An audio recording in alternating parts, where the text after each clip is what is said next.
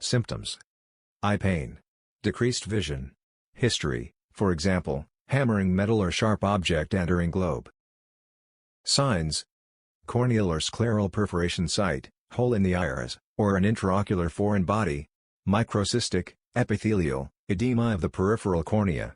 Siderosis, manifesting as anisocoria, heterochromia, corneal endothelial and epithelial deposits, anterior subcapsular cataracts, lens dislocation and optic atrophy. Types of foreign bodies. 1. Frequently produce severe inflammatory reactions and may encapsulate within 24 hours if on the retina. A. Magnetic, iron, steel and tin. B. Non-magnetic, copper and vegetable matter, may be severe or mild. Typically produce mild inflammatory reactions. A. Magnetic, nickel. B. Non-magnetic, aluminum, mercury, zinc, vegetable matter, may be severe or mild. 3. Inert foreign bodies, carbon, gold, coal, glass, lead, gypsum plaster, platinum, porcelain, rubber, silver, brass and stone. However, even inert foreign bodies can be toxic to the eye because of a coating or chemical additive. Toxicity: siderosis, chalcosis.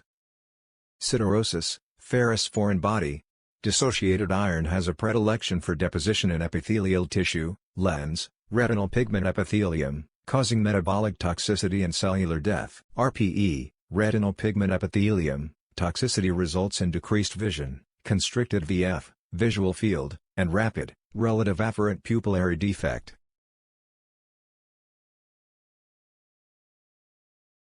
Chalcosis, copper foreign body.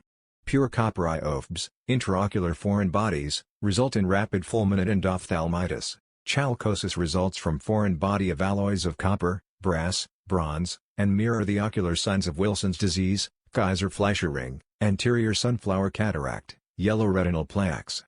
Workup: history, composition of the foreign body and the time of last meal.